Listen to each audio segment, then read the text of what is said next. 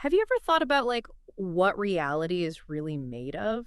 I mean, if we, like, strip away all the everyday stuff, what's left? It's a question that's been around forever, right? Like, what are those basic building blocks that can't be broken down any further? That's kind of what we're getting into today. There's, like, fundamental units, the original atomos, the uncuttable. And it's amazing how many different ways people have tried to answer that question.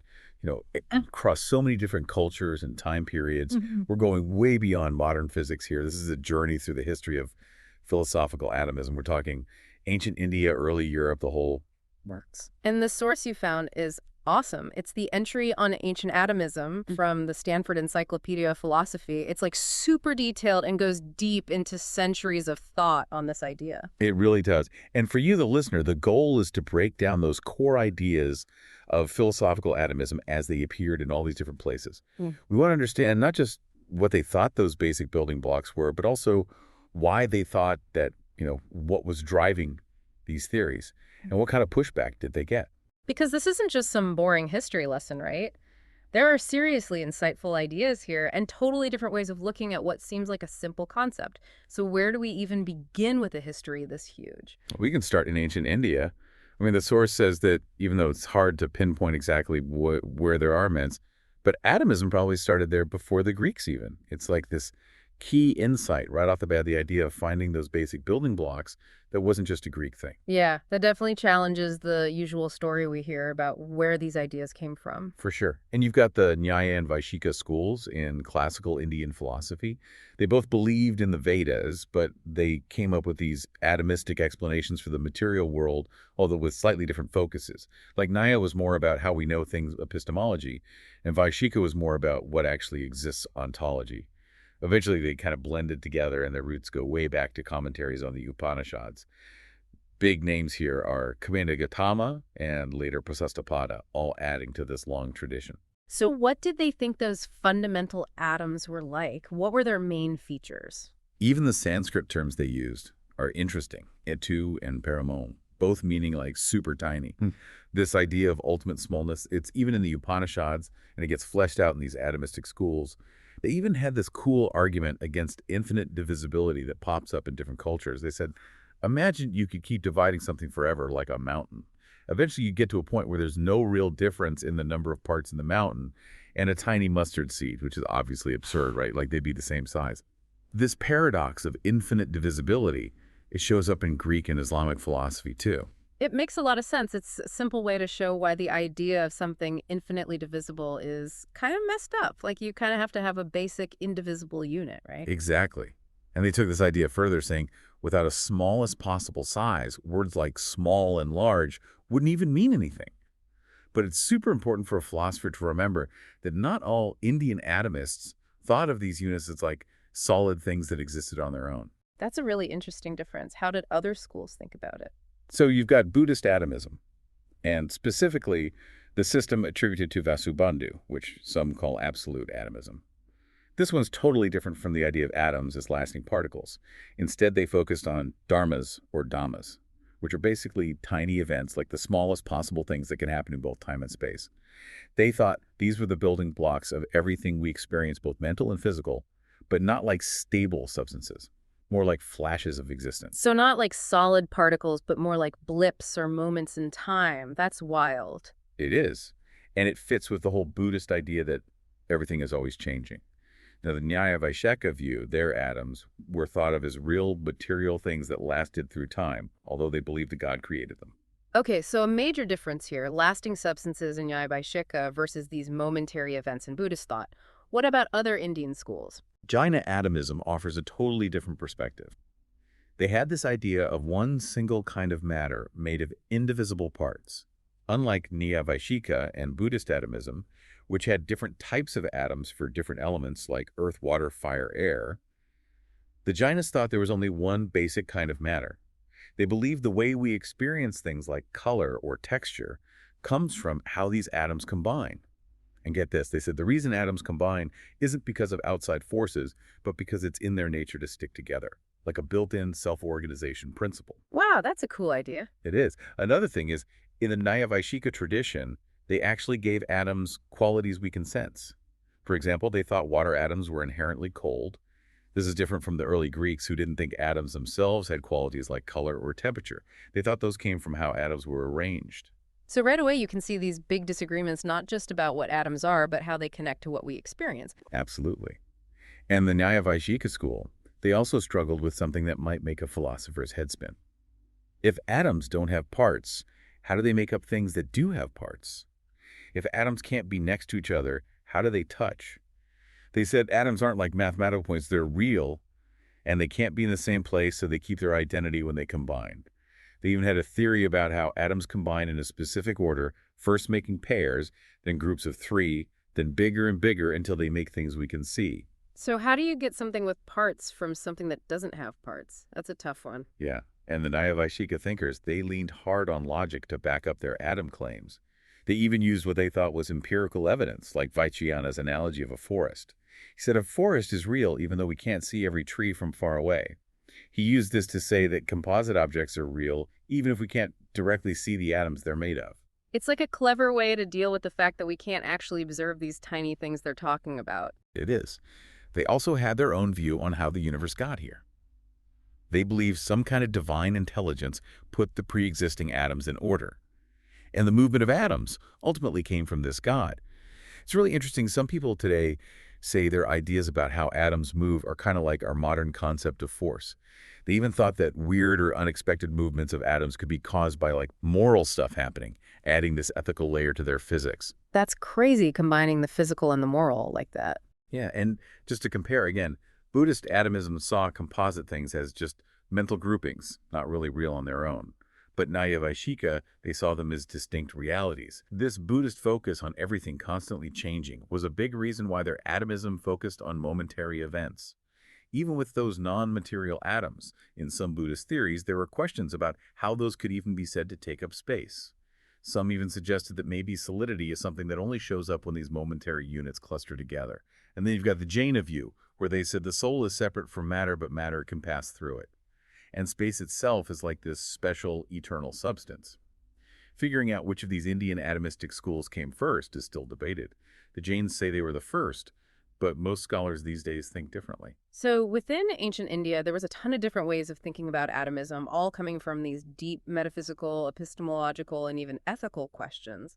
So how does this stack up against how atomism came about in ancient Greece? With the ancient Greeks, especially Leucippus and Democritus, you get this more systematized natural philosophy built on the idea of indivisible things, atoms moving in an endless void. One big difference here is they generally rejected teleology, the idea that things in nature have a purpose or design. They were against any kind of direct divine intervention in the cosmos.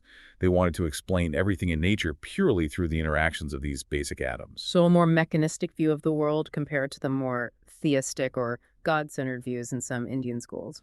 That's a word people use, but the source warns us not to put modern 17th century ideas of mechanism onto the ancient Greeks.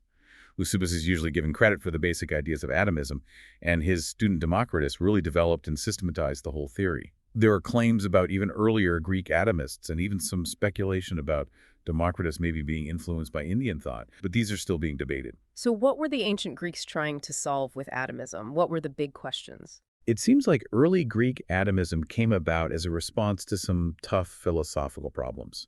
You've got Parmenides saying change and multiplicity are impossible, and Zeno's paradoxes about motion.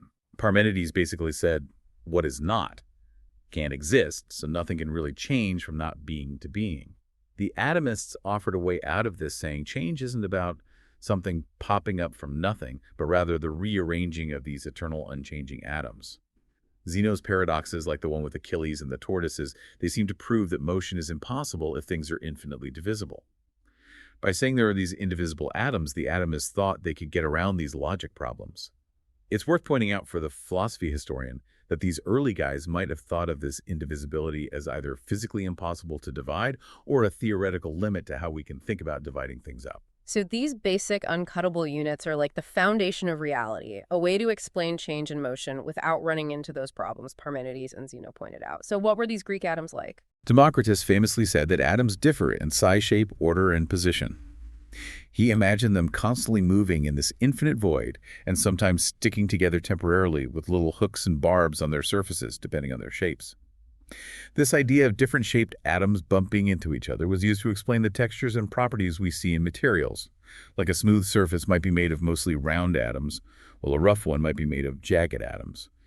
They also generally thought that atoms couldn't fuse together or change when they collided, but would just bounce off each other. It sounds like a very simple, almost mechanical model of the universe, just using these basic geometric shapes. How do they explain something as complex as how we perceive the world through our senses? Their theory of perception was pretty straightforward, actually. They thought everything constantly gives off these streams or films of atoms from their surfaces. These films would then travel through the void and hit our sense organs. They tried to explain all our senses, sight, taste, smell, touch, through this direct physical contact and the specific properties of the atoms in these films as they interacted with the atoms making up our senses. Like they said, color might come from a certain arrangement of atoms or how they're turned, and different tastes might come from the shape of the atoms hitting your tongue. Sharp atoms might taste bitter, for example. Democritus even said thought itself was a physical process involving atoms moving around in the mind. That's a hardcore materialist view for sure. But doesn't that create some problems about whether we can trust our senses? That's a huge point, and the Greek atomists knew it. Democritus is famous for saying there's a difference between qualities that exist by convention, like colors, taste, smells, and the real stuff, which he said is just atoms and void. This creates a big problem for epistemology. How do we know anything for sure? If our senses only tell us about qualities that aren't really fundamental, how can we trust them to tell us about atoms at all? There's even a fragment where the senses are like accusing the intellect of being a hypocrite, since the intellect relies on the senses for its information.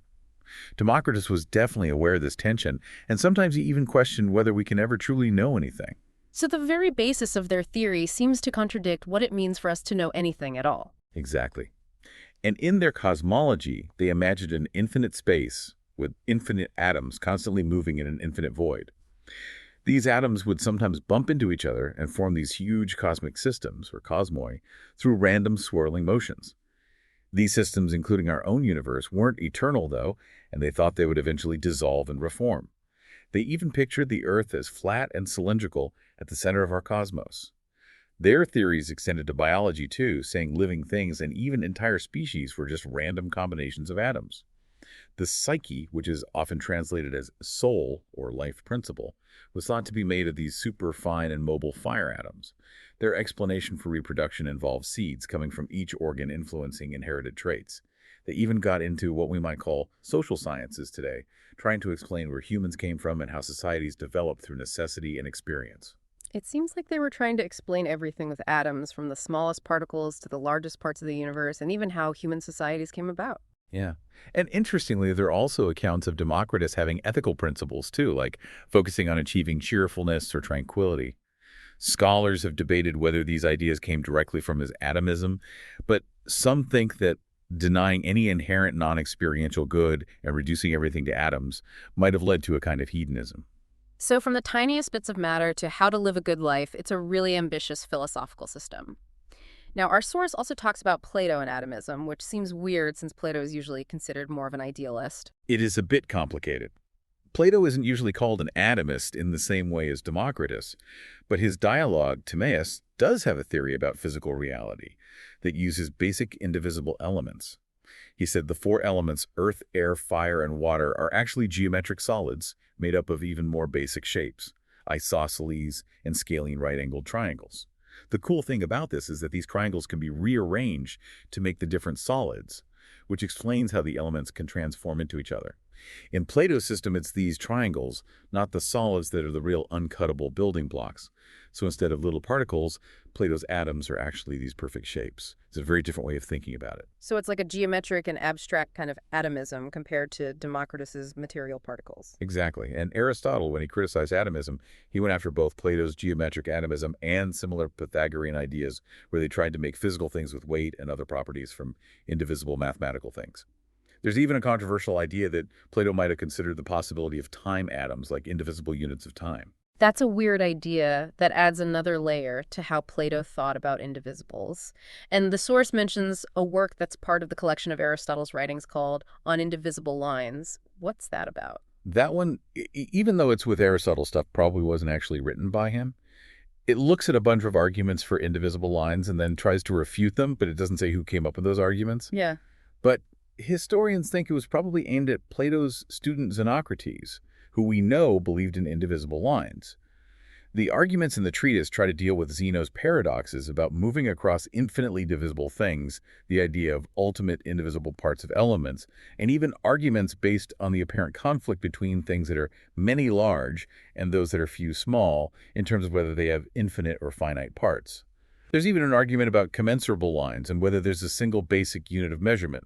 Later on, a Neoplatonist philosopher Proclus tried to defend Plato's approach against Aristotle's criticisms. So the idea of basic indivisible units, whether they're lines, planes, or particles, was a big deal in ancient Greek philosophy, even among thinkers who disagreed on other stuff. So the source then talks about Aristotle himself and his idea of minima naturalia. How does that fit into the whole atomism thing? Aristotle, even though he's known for criticizing atomism, he did come up with minima naturalia, which basically means minimal naturals. He said that for any substance or tissue to exist and keep its form and properties, there has to be a smallest amount of the basic materials that make it up, like blood or bone.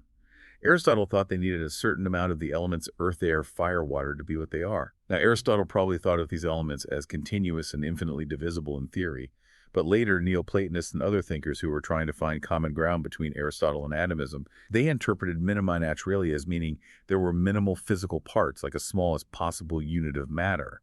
So maybe there's some overlap between these seemingly opposite views, even if Aristotle himself didn't quite mean it that way. So like a potential bridge or at least an area where they could agree. Right. And over time, the debate changed from simply whether there are minimal parts to a more complex discussion about the connection between these basic parts and what we see in the world. This led to early ideas about what we now call bottom-up explanations versus emergent properties. The idea that some properties come from the basic stuff but can't be fully reduced to just those basic properties. The term they used back then, epigygnomai, isn't exactly the same as our modern concept of supervenience, but it's similar in how it talks about how complex stuff can come from simpler stuff. Thinkers like John Philoponus said there had to be minimum limits for these emergent properties because sometimes gradual changes in the basic stuff didn't lead to gradual changes in the qualities we see. Later, Islamic philosophers and guys like Giles of Rome developed the idea of minima naturalia, further even connecting it to how rarefied the elements were. There's also debate about whether the fourth book of Aristotle's Meteorology is really his, because it seems to use microstructural explanations, which some think is too close to atomism for Aristotle. It seems like even within Aristotle's own framework, there were ideas that were kind of moving towards atomism, or at least making room for some of its ideas. The source then talks about Diodorus Cronus and his logical arguments for partless bodies or magnitudes. This seems like a more abstract logical approach than a physical theory. It is. Diodorus Cronus was more interested in using logic than coming up with a whole physical theory of atoms like Democritus. He had new reasons for believing in basic partless things, often using arguments where you had to choose between options that couldn't both be true, forcing you to accept indivisibility. One argument, maybe inspired by Aristotle's ideas on perception, said that because there's a smallest size at which you can see an object, there must be indivisible units of magnitude. He basically said there can't be an infinite series of smaller and smaller sizes between the smallest thing you can see and the biggest thing you can't see. So changes in size must happen in jumps, not smoothly. So the limits of our perception mean there's a fundamental limit to how small things can get. Exactly. And he's also known for his arguments against motion. One of them said that a thing can't move where it is, and it can't move where it isn't. Those were the only options he gave. So he said things can't actually move. But instead of saying change is impossible, he said that things must have moved without ever actually being in motion, basically jumping from one place to another instantly.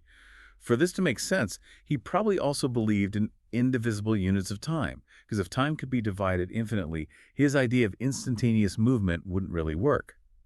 It's interesting that similar logic problems were later applied to finishing tasks that would theoretically take forever if time was infinitely divisible. And there's some evidence, though, it's debated that Aristotle's student Strato of Lampsacus also argued for indivisible units of time to get around these problems. So Diodorus Cronus argues for fundamental indivisibles using logic, focusing on the paradoxes we run into when we think about perception, motion, and even time. Now the story moves on to Epicurean atomism, which seems like a more direct continuation of the earlier Greek atomists. Definitely. Epicurus, in the Hellenistic period, brought back and changed Democritus's atomism in a big way, creating his own philosophical school in Athens. The Epicureans were known for their focus on living a simple, peaceful life without fear and pain, often in close communities with friends. They really revered their founder, which some scholars say might have discouraged new ideas from developing. But Epicurus himself made some big changes to Democritus's original ideas. What were some of the biggest changes Epicurus made? One important area was how he tried to deal with the problems Democritus had with explaining how we can trust our senses. Epicurus famously said, "All perception is true," arguing that even though our judgments based on what we perceive can be wrong, the actual sensory experience is always a true representation of the physical interaction between the atoms and our senses. He thought all reasoning about stuff we can't directly perceive, like atoms, has to start with what our senses tell us. He even accepted the idea of multiple explanations, especially for things in the sky and weather, saying we might not always know enough to pick one explanation over others. So he was more confident in our senses than Democritus, who was more skeptical. What about the actual theory of atoms? Did Epicurus change anything there? Well, yeah, Epicurus clarified the difference between actually physically cutting an atom, which he said is impossible, and the idea that it's fundamentally indivisible. So they can't be physically cut, but they might be conceptually divisible in the sense that there's a limit to how small you can think of their parts, even if you can't actually physically divide them. He also came up with the idea that atoms have this inherent constant downward motion through the void, which is different from Democritus, whose theory, some said, didn't really explain why atoms move in the first place. Maybe this was Epicurus's answer to Aristotle's criticism that Democritus didn't properly explain the origin of atomic movement. But the most important thing he added philosophically was the idea of the atomic swerve, or Kleinomen. Epicurus said that sometimes atoms randomly and without any cause swerve a little bit from their downward path. This was a big deal for his theory because it explained how atoms bump into each other, which is necessary for them to combine and form all the stuff in the universe. Later, the Roman poet Lucretius said the swerve also explains free will and moral responsibility because it adds randomness to the otherwise deterministic movement of atoms. The swerve, it's like this tiny random event that could have huge effects on the universe and even our own choices. That's a powerful concept. What about the qualities we see in objects? Did Epicurus agree with Democritus that those were just by convention? Nope. He disagreed with Democritus's view that those qualities weren't real. His successor, Polystratus, defended the idea that qualities, including those that depend on relationships, are real, not just subjective appearances. He said they actually exist as features of how atoms are arranged. This probably connects to Epicurus's idea that we can trust our senses. We're still finding more fragments of Epicurus's big work on nature from the library at Herculaneum, which are giving us more details about his views. So it seems like Epicurus took Democritus's atomism and made some big changes, especially to address the problems it had with epistemology and ethics. Our source also mentions how Epicureanism spread through people like Lucretius and Diogenes of Innoanda. Yeah, Epicurus himself spread his ideas through letters and summaries, but his ideas got more well-known through Lucretius's famous poem in Latin De Rerum Natura, which means on the nature of things. It was meant to introduce Epicurean philosophy to Romans in a clear and engaging way. Lucretius explains a lot of Epicurean physics and ethics in detail. Later in Asia, minor Diogenes of Innoanda had key Epicurean teachings carved into the walls of a public place, hoping to share the philosophy with everyday people. Archaeologists are still finding and studying these inscriptions, which tell us more about how Epicureanism developed and spread. And then there's Philodemus, another important Epicurean whose library was also found at Herculaneum. His writings show that later Epicureans were concerned with how we can know about things we can't perceive and how they debated with the Stoics. So Epicureanism wasn't just an update to ancient atomism, it had a big impact on the ancient world. The discussion then shifts to atomism and particle theories in ancient Greek sciences, particularly medicine.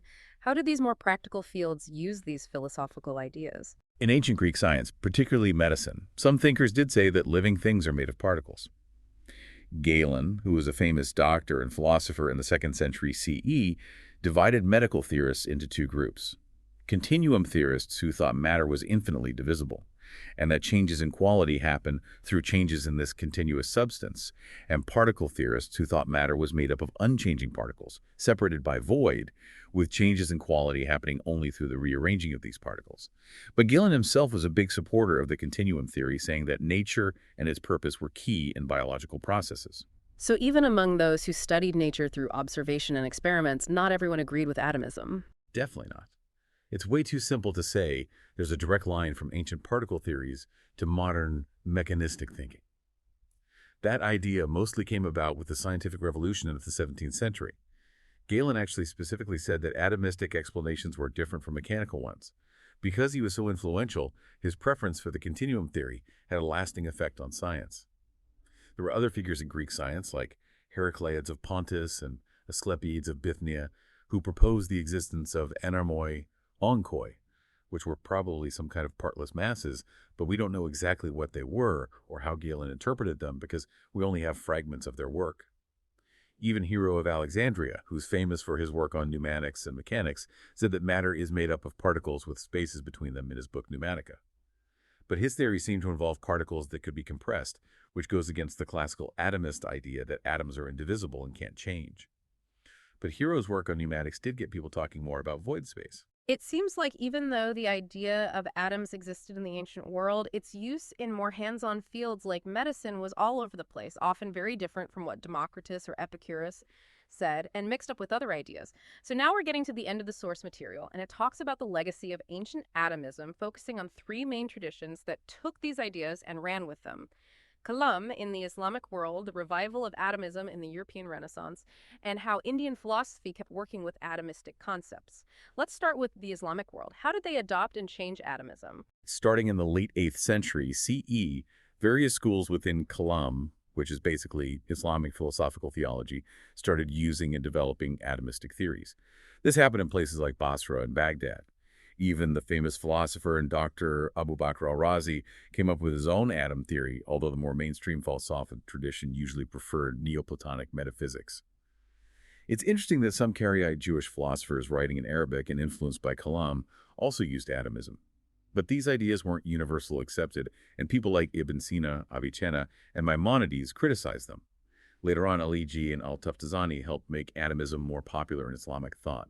So one key thing here is how theological ideas change the concept of the atom, making it depend on God's creation, which is different from the Greeks. So they brought atomism into their theological framework. Where did these Islamic atomists get their ideas from? We don't know for sure where Islamic atomism came from because we've lost a lot of the early writings, but scholars have a few ideas. Maybe it was passed down orally from the Greeks, or maybe they studied doxographies, which are summaries of philosophical ideas, and might have included Epicurean atomism as seen through Galen's writing. Or maybe they got it from Greek skeptic philosophers, or even the Pythagorean philosopher Ecphantus. There's also the possibility that they got some influence from Indian atomism, maybe through shared arguments like the mountain and mustard seed paradox, or the similar tendency to give fundamental particles qualities we can sense. But no matter where it came from, the development of atomism within Islam was driven by its own unique questions and led to some really creative thinking. What were some of the biggest differences between Islamic atomism and the Greek and Indian versions? Abu al-Hudhayl al-Alas, who's often seen as a founder of Kalam atomism, said that all atoms are basically identical without any differences in size or shape.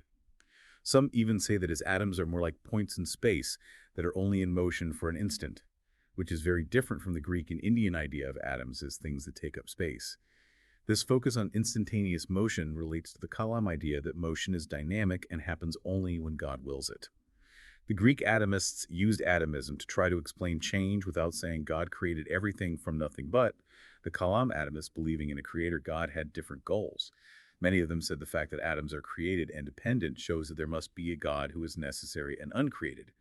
They usually thought that atoms couldn't exist on their own, but were constantly being created and recreated by God every moment, although Al-Razi disagreed and said atoms are eternal. This highlights the difference between Al-Razi's focus on natural philosophy and the more theological focus of most Kalam atomism. It sounds like the idea of God really shaped how they understood atoms. What were some of the big debates in Islamic atomism? They argued about the same philosophical problems that always come up, like infinite divisibility, which they often explored, using variations of Zeno's paradoxes, like the ant crawling across a sandal that's infinitely divisible. They also tried to figure out how to explain why different parts of a spinning object like a millstone seem to move at different speeds. They were also really focused on the reality of what philosophers call accidents, the properties that things have, and how those are different from the atoms that make them up. This is similar to Epicurus' response to Democritus. They also worked on arguments defending the idea that we can trust our senses maybe to address the challenges their atomism might have created for how we know things. Islamic philosophers usually define atoms by these features. They take up space, they can have accidents, and they can be perceived by the senses when enough of them are together. The idea that atoms take up distinct locations was often used to argue against Aristotle's idea of a universe filled with continuous matter and the idea of natural place. They usually thought atoms were cubic rather than spherical because of how they fit together. They mostly rejected Democritus's idea that atoms physically connect to each other. But they still had to come up with ways to avoid the idea that atoms might have parts themselves. And like we talked about before, Islamic atomism usually went along with the idea of void space, which is the opposite of what most falsafa thinkers believed. The debate about void space got even more interesting because of how they were trying to figure out how things like siphons and cupping glasses worked, which led to thought experiments testing their basic assumptions about void. It's amazing how even practical tools like that could be part of these big philosophical arguments about the nature of reality. Now let's move on to the revival of ancient Greek atomism in Europe. So Aristotle's philosophy was dominant in the medieval Latin West for a long time, but there were still groups and times when people were interested in atomism. There was this renaissance of atomism in the 12th century and the 14th century. There were indivisibilist thinkers who focused on the math of indivisible units in motion. This renewed interest has been linked to the idea in Plato's Timaeus that nature is kind of independent and the philosophical need to explain how non-material things like angels could move. Medical writers in the translation of old texts into Latin were key in spreading these ideas in the 12th century, and later medieval scholars had some access, though we don't know how much, to Islamic atomism through the writings of people like Maimonides and Ibn Sina. What was this atomism in Europe like? The 12th century atomists, they liked Plato, but they didn't fully understand his geometric atomism because of how Chalcidius explained the Timaeus. So they mostly came up with particle theories that tried to combine atomism with the four elements from Aristotle. Thierry of Chartres, for example, tried to explain why the elements move in different ways by saying they have different degrees of stickiness at the particle level. They also kept debating about Aristotle's wheel paradox, often talking about indivisible lines or points. Then you've got Renaissance alchemy and what would become the new science in the 17th century, which were really important for developing early modern corpuscularian theories that were similar to atomism in some ways. Importantly, Aristotle's idea of minima naturalia and the explanations using tiny structures in his fourth book of meteorology gave them a way to explore particle-based explanations without totally rejecting Aristotle. It's also important to point out that the idea of an atom during this time was often different from the ancient Greek idea that atoms are indivisible in space. They often defined it by whether something could be broken down chemically, which was a concept from alchemy. So the atom of this period was more about chemistry than physics. So they shifted to a more practical, chemically focused idea of atoms compared to the more purely philosophical atoms of the ancient Greeks. Pretty much. People used to think that Hero of Alexandria's theory of matter was a big influence on later thinkers like Robert Boyle. But Hero's ideas were actually pretty different from classical atomism and were tied to his work on pneumatics. Some scholars even say that people like Daniel Sennert, who focused on chemically irreducible chemical atoms, had a more direct influence on Boyle. So the story of how we got from ancient Greek atomism to modern science is more complicated than we thought. The philosopher John Milton even said that ancient Greek atomism might not have been very helpful for the kind of scientific investigation that started in the 17th century because it didn't have a good mathematical way of describing motion, and it had a limited way of explaining cause and effect. This shows that just calling Democritus's atomism mechanistic is too simplistic and doesn't really capture what he was doing. And what happened to Epicurean philosophy in Europe later on? Epicureanism had a different kind of impact in the 17th and 18th centuries. It was sometimes used to justify hedonism and anti-religious views among intellectuals. Interestingly, women were big proponents of Epicureanism during this time, translating texts and helping it spread. But the Cambridge Platonists, especially Ralph Cudworth, also linked atomism in general with atheism, saying,